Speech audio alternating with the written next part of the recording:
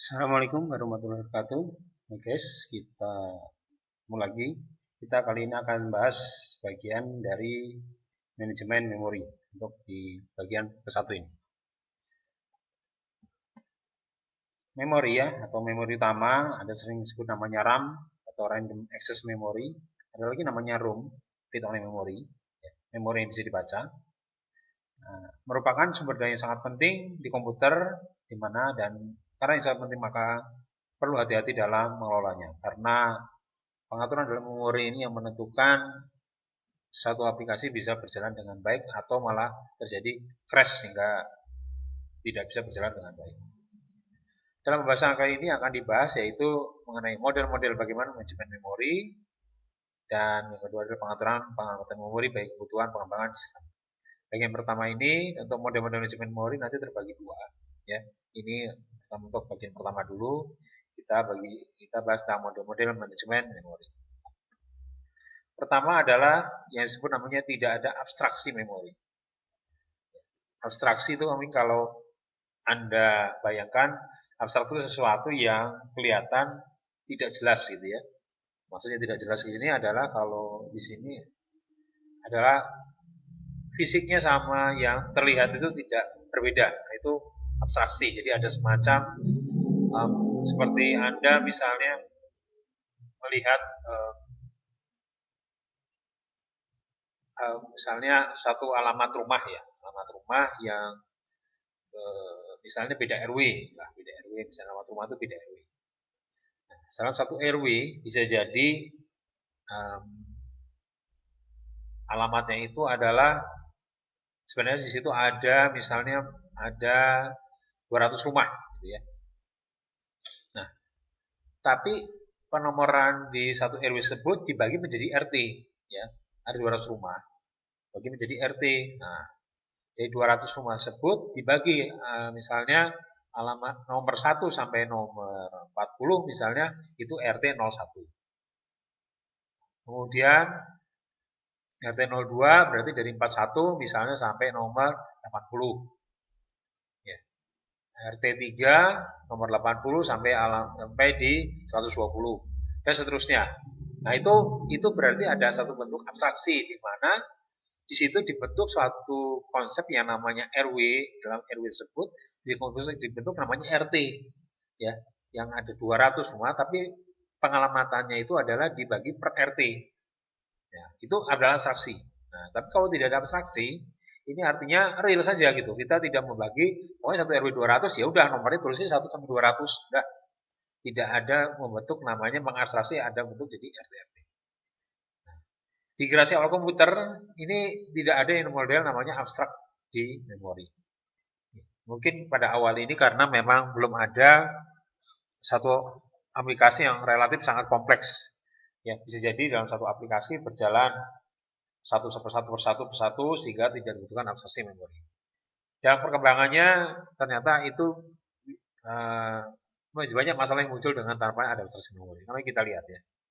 Jadi model abstrak adalah satu model dalam cara penyimpanan data di memori yang tidak sama dengan kondisi fisik. Nah, jadi cara membentuk alamat itu tidak sama dengan kondisi fisik memori. Konsep dengan tidak berbeda tadi seperti ada RT. Karena RT itu abstrak, tidak terlihat itu RT ya. Dengan tidak adanya kondisi abstrak, maka alamat memori sesuai alamat fisik yang tersedia. Memori ini dapat terdiri dari RAM dan ROM, ya, read only memory. Jika uang tersedia di RAM dan ROM sebesar 1 megabit, yang berarti alamat 0 sampai 1024, nah ini ya, gabungan RAM dan ROM, bisa alamat sampai 1024, maka sebesar itulah lokasi data di memori yang bisa digunakan. Jadi ya langsung aja dilamatin alamat 0 sampai alamat 1024. Ya. Dengan model penyimpanan data dengan tidak ada abstrak, maka ada 3 cara pengaturan alamat memori. Ya, terlihat di gambar 31. Nah ini ya, di sini dibagi misalnya alamat kalau ini 0 sampai 0x FFF. Ya. Nah ini dibagi ada namanya user program, ada operating system diletakkan di RAM. Kemudian ini ada lokasi user program. Jadi operating system alamat 0 sampai sekian, kemudian user program di alamat ini. Kemudian bisa juga seperti ini. User program mulai dari alamat 0 sampai alamat sekian, samain sampai 0FFF. Operasi sistem diletakkan di room. Nah, ini. Jadi lokasi ini adalah sebagai roomnya. Ya, kalau room berarti permanen ya, permanen.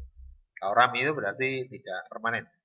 Bergantung pada listrik, kalau kita listrik maka dia isi operasi sistem harus selalu dimuat. Tapi kalau seperti ini operasi sistem dia udah statis tetap berada di terhadap di memori ya. Nah, ini user program yang RAM-nya. Nah, ini terletak. Ada juga di model seperti ini, operasi sistemnya di bawah, user program, ada alamat yang digunakan untuk device driver in room. Ya, jadi untuk lokasi I/O, alamat I/O, ya itu juga perlu menggunakan lokasi daerah. Nah, seperti ini. Jadi ada 3 cara seperti ini. Ya, operasi sistem di bawah, operasi sistem di akhir, operasi sistem di depan, tapi di sini ada tambahin device driver di room. Ini operasi sistem di RAM. Roomnya dipakai untuk device. Kemudian ini user programnya di sini. Nah, sekarang kita lihat nih permasalahan memori tanpa abstrak dan untuk menjalankan multi program. Ya. Anda lihat di gambar 32 ya di sini. Ada 2 program yang dijalankan ya. Ini ada A sama B. Anda lihat ya. Di sini 0 sampai 16380. Ini juga alamatnya 0 sampai 16380. Di sini ada perintah di alamat 0 jam ke-24. Berarti dia langsung ke sini. Jalankan ini. Move terus jalankan add gitu ya. Yang program berikutnya jam ke-28 ada perintah compare dan seterusnya. Nah, ini sekarang karena dia pengalamatan dari secara fisik ya, di lokasi komputer alamatnya misalnya 0 sampai 32.074 yang fisiknya yang ada. Nah, begitu di load ya, nah program-program ini di load ya, ini mungkin diletakkan di hard disk bisa jadi ya. Di load ya 2 program ini, maka yang pertama misalnya secara berurutan di load dulu yang ini. Diletakkan dia di jam 24, move, add. Kemudian ini diletakkan setelahnya. Nah, otomatis di sini diletakkan di jam 28 ya, jam 28. Kemudian ya, ini compare-nya diletakkan di sini di 16412. Kemudian kita lihat ya. Nah, ini jalankan. Udah di load, jalankan ini jalan, move, add gitu ya. Dah, selesai misalnya ya. Kemudian jalankan yang di sini 0 jam 28. Nah, apa yang terjadi? Di sini jam 28 berarti apa? Dia akan lompat ke sini. Loh, kan lompatnya awalnya di sini. Nah, kalau dengan pengalamatan tanpa abstraksi, maka dia real aja ngalamat 28 ya 28 gitu. Tidak ini terus jadi berubah jadi alamat ini ya. Kalau compare ada di sini. Inilah yang terjadi, akhirnya terjadi crash, tabrakan. Ya, kalau udah crash begini ya ngehang komputernya, artinya nggak bisa jalan. Karena dia tidak menemukan instruksi yang seharusnya dijalankan. Ya, karena ini udah jalan untuk program yang pertama. Nah, gitu. Program pertama pun jadi akan rusak gitu ya. Akan rusak karena ditabrak oleh instruksi kedua. Nah, ini permasalahan yang seolah menggunakan tanpa abstrak. Nah, ini sebagai ilustrasi ya. Sehingga dibutuhkan suatu bentuk, artinya kalau ini jalannya runningnya cuma satu program, ya tidak ada masalah. Begitu multi program, ini akan menjadi masalah. Ya. Maka memang solusinya satu apa? Mestinya dibuat di bawah ini tuh lokal gitu ya. Ini tidak saling mempengaruhi. Tapi karena kondisinya seperti ini, jadi saling mempengaruhi. Ya, seperti tadi kalau saya tadi analogikan, misalnya di RT ada satu masalah. Masalahnya hanya ada di RT, misalnya RT 1. Masalahnya hanya di RT 1, tidak akan masuk ke alamat di RT 2. Tapi kalau tidak ada bentuk RT, maka masalah yang ada di rumah nomor 2 akan berdampak ke 200 rumah yang di satu RW tersebut. Ya, mudah-mudahan bisa dipahami ya konsep analogi itu. Nah, ini di memori juga sama. Oke, sekarang di sini kita lihat maka bagaimana memori dengan abstrak. Nah, abstraknya dengan namanya ruang pengalamatan atau address space. Abstrak memori dan address space adalah membagi area alamat sehingga prosesnya berjalan masing-masing tanpa mengalami proses yang lain. Dan itu tadi dibagi-bagi ya, kalau tadi satu RW dibagi RT gitu ya. Nah, ini idenya kalau ini contohnya seperti nomor telepon yang memiliki arti sendiri seperti nomor misalnya 0227801366666. Nah, 3 digit pertama misalnya digandakan sebagai kode area. 4 digitnya sebagai lokasi tiangnya misalnya. Yang kalau kebayang, ini anggaplah telepon rumah gitu ya, berarti ada tiang-tiangnya. Nah, tiangnya ada kode. Nah, kode tiangnya itu dikasih 4 digit ini. Kemudian ini barulah nomor dari pelanggan tersebut. Ya. Ya, misalnya nomor pelanggan. Nah, dengan cara seperti di atas ya seperti ini, ya, walaupun pelanggan nomor teleponnya sama, misalnya di pelanggan juga belakangnya 6666, ya. Nah, itu tidak akan bertabrakan karena apa? Dia berada di kode area ini udah beda lagi. Dan tiangnya juga udah tiang yang berbeda lagi. Sehingga walaupun nomornya sama, dia tidak akan terjadi tabrakan. Nah, ini namanya address space ya, ada ruang pengalamatan. Angka yang memiliki arti disebutkan sebagai abstrak dengan ruang pengalamatan ini sebagai jadi abstraksi ya. Jadi ini punya identifikasi arti. Ya. Ini tekniknya disebut bentuk pengabstrakan. Nah, teknik indices dapat dengan dua teknik yang digunakan yaitu dengan seperti ini disebut namanya ada base dan limit register. Ya. Nah, ini pengguna base dan limit register misalnya di sini. Misal komputer mempunyai 3 fisik ruang memori. Ya. Maka base akan men-set masing-masing fisik memori tersebut ya. Jadi base ini nanti menyimpan nih fisik 1, memori 1, memori 2, memori 3. Dan memberi alamat di limit register. Jadi masing-masing. Seperti itu. Sekarang ya masih dengan address space ya. Nah, misal komputer memiliki 2 fisik memori yang akan dicatat masing-masing nomor fisik memori tersebut. Nah, ini ya. Nah, nanti dicatat di sini, tapi ini kan saling berkaitan ya. Jadi saling berkaitan 2 fisik digabung alamatnya. Misalnya dibuat alamat yang pertama adalah 0 sampai misalnya punya alamat semuanya dari 2 fisik itu adalah 0 sampai 32764. Kemudian alamat 0 hingga 16384 adalah memori pertama dan alamat 163. Oh, maaf ya.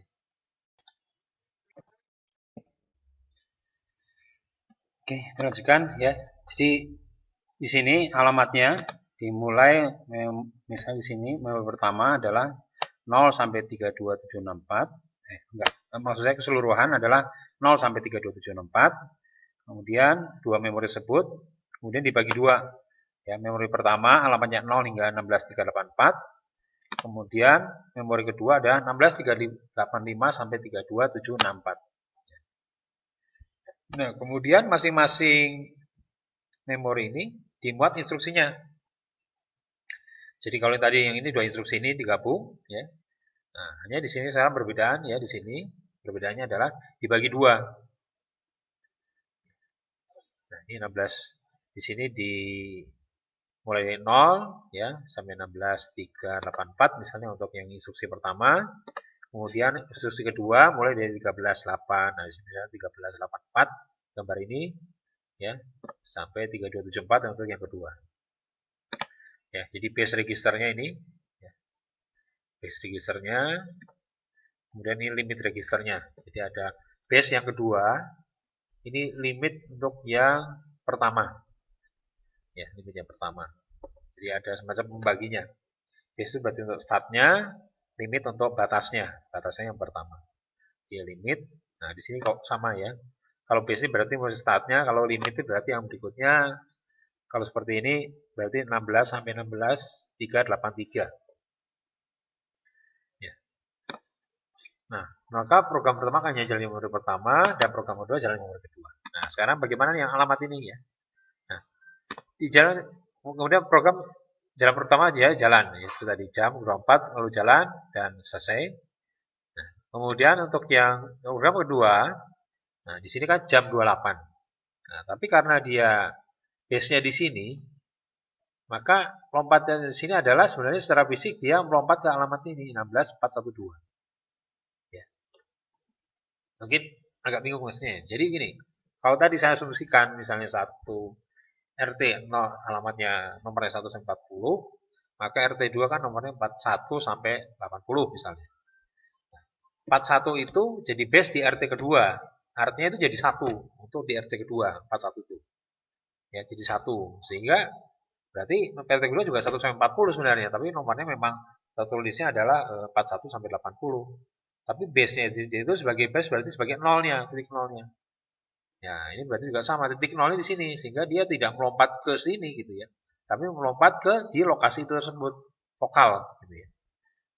Jadi secara fisik dan secara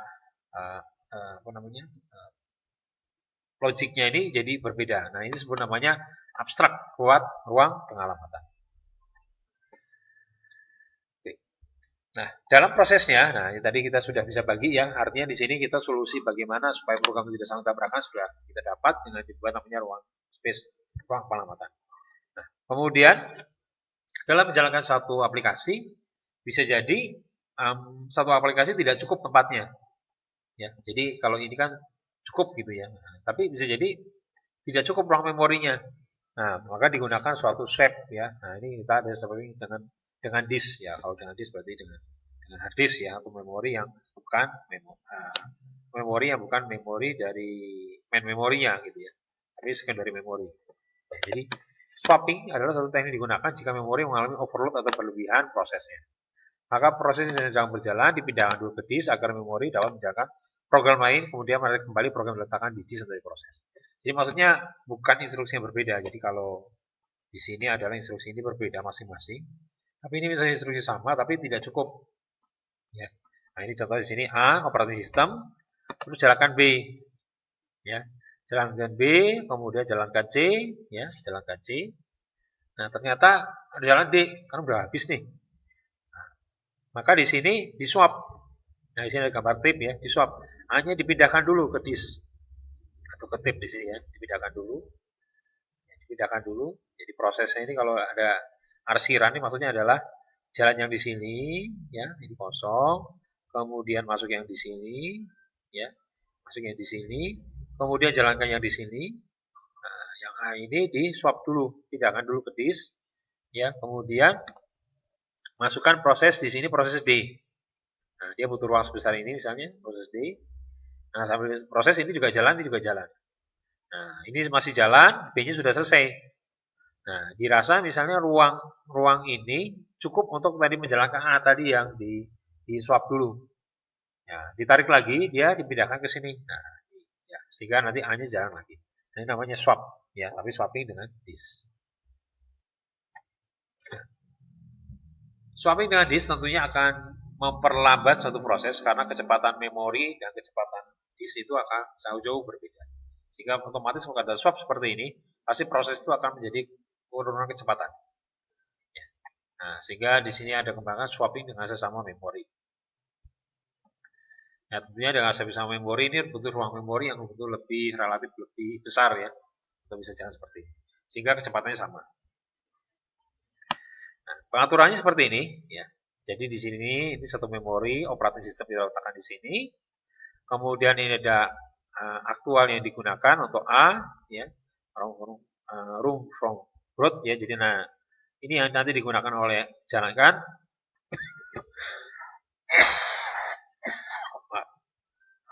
Tapi disediakan juga ruangnya nanti untuk swapnya. Ya. Nah ini ada B, nah ini ruang berbeda lagi. Ya, ini di lokasi address space yang berbeda lagi. Nah, di sini nanti ada program dimasukkan ke sini, program, ada data, ya. Nah, terus ada stack. Nah, stack ini adalah suatu pada saat kita dalam program kan digunakan variabel. Nah, variabel itu kan dinamis ya. Variabel itu dinamis, isinya bisa ganti-ganti, karena digunakan karena tidak, gitu ya. Nah, ini disebut namanya satu stack, ya. Jadi ada satu stack, ya, tumpukannya akan bisa berganti-ganti isi datanya. Nah, ini di sini dialokasikannya. Nah, swapnya itu di sini nanti. Jadi ini data, nah, ini ada stacknya di sini. Nah, di sini nanti berpindah di sini. Nah, ditukar sini, lagi proses jalankan, dimuat. Nah, dia butuh tempat lagi, dia pindahkan dulu ke sini, swap lagi. Ya. Nah, jadi konsepnya sebenarnya mirip-mirip dengan yang ini, gitu ya. Hanya perbedaannya adalah dia bertukaran di dalam memori itu sendiri. Dan ini berjalan masing-masing. Ya, tidak saling karena tadi kan sudah dilokalisasi masing-masing. Ya, disediakan ruang untuk jadi room from growth ini adalah untuk ruang untuk dia melakukan swap ya, swap. Jadi satu program A mau jalan program B, hanya pindahin dulu ke sini. Jalankan program B udah selesai, balik lagi ke A-nya di sini. Seperti itu. Ya, dan seperti itu. Nah, itu swap di sesama di swap bisa ke disk, bisa ke sama memori.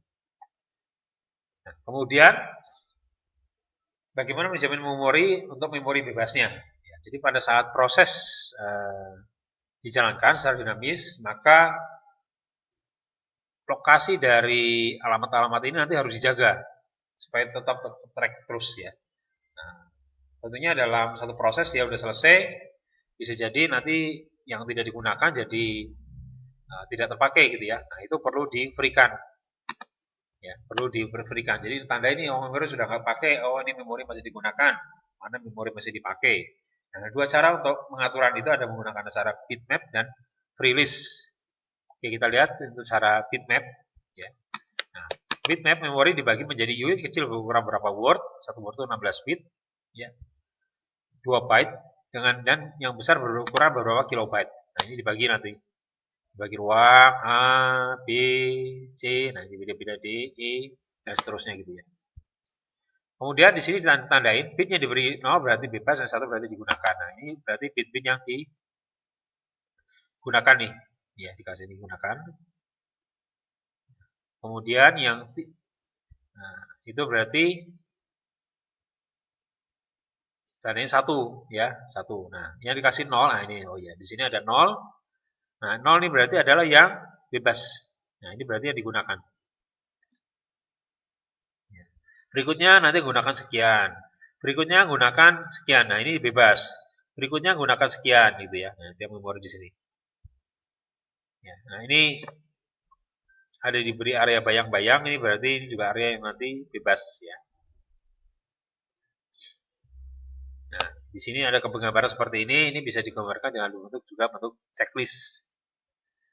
Checklist maaf, link list ya, dibentuk dalam bentuk link list. Ya, jadi setiap instruksi supaya dia ke tracking jalurnya gitu ya, jalurnya tidak kehilangan lokasi memorinya, diberi penunjuk-penunjuk nih. Jadi dari sini nunjuk ke sini, dari ini menunjuk ke P, dari sini nunjuk ke P sini, dari sini nunjuk ke H di sini, nunjuk ke P, ya. Nah, kemudian nunjuk di sini prosesnya dan seterusnya. Ya. Jadi informasi sama tapi dibentuk dalam bentuk ini ya, sebenarnya yang ini. Jadi ini urutannya gitu ya, seolah-olah ini dijaga urutannya, tapi ini dalam bentuk link list. Nah, ini dengan metode namanya bitmap. Ya, jadi lokasi-lokasinya dikasih nomor mana yang digunakan mana yang tidak. Kemudian manajemen memori dengan link list. Teknik ini menggunakan cara link list untuk menjaga lokasi memori digunakan. Jika memori sudah tidak digunakan, maka dibebaskan dari link list ya. Seperti tampak di gambar ini, tidak digunakan dibebaskan. Jadi misalnya sebelum ada terminated ya, A, B. Nah, ini nggak digunakan kan? Maka ini nanti di X-nya dihilangkan. Kemudian A, yang B. A digunakan, X ini berarti tidak, ini kosong. Nah, berarti kita gabung nih. Nah, berarti ini ruang kosongnya. Itu B, nah ini dijalankan lagi, ini ruang kosongnya. Kemudian sudah selesai, maka seperti ini. Nah, kalau yang seperti ini, maka ruang kosongnya terlihatnya cuma di sini. Ya, nah, padahal di sini nggak digunakan gitu ya. Nah, sehingga di sini link list yang diberi link adalah yang A, B, kemudian A, kemudian ini B terakhir, ini kosong. Berarti udah nggak ada di. Oke, demikian untuk bagian pertama mengenai manajemen memori. Wabillahi taufiq wal hidayah. Wassalamualaikum warahmatullahi wabarakatuh.